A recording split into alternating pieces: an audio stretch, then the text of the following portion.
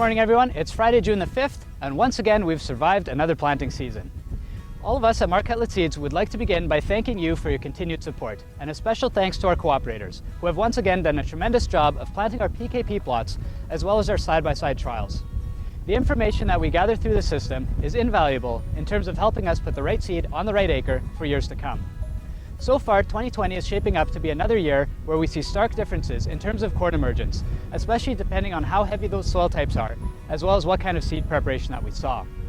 On some of our light sandy soil, which warms up faster, we see fantastic emergence, and some of that corn is already in the two-leaf color stage.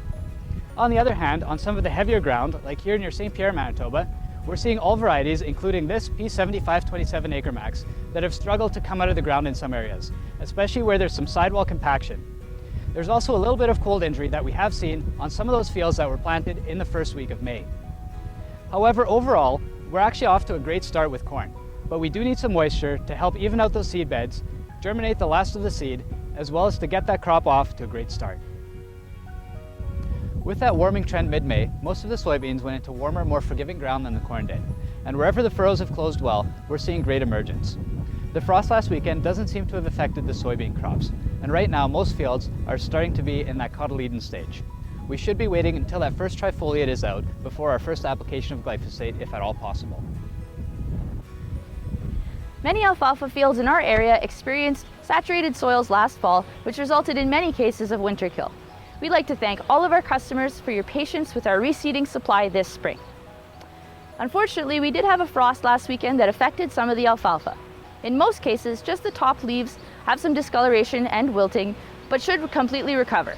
Frost as low as -3 will damage the leaf margins, producing the white spots, but leave the stems and the growing points intact. Auxiliary buds and newly formed crown buds will produce new growth. Depending on the weather, the first cut may have some slight yield decrease as well as delayed maturity.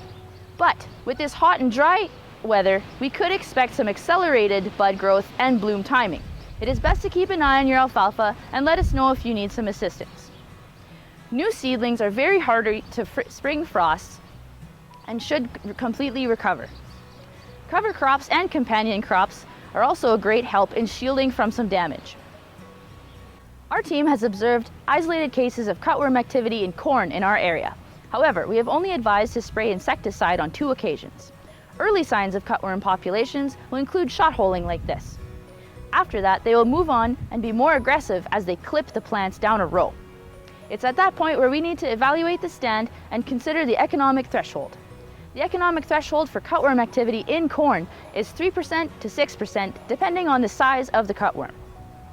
The new Lumivia seed treatment from Corteva will help control cutworms. However, we can still expect to find some of this shot holing, as they do need to ingest it in order to be paralyzed and starve to death. Like most years, our team has also found some wireworms in our area. Wireworms are a below-ground insect that feed on the roots, the seed, and the mesocotyl of the young corn plant.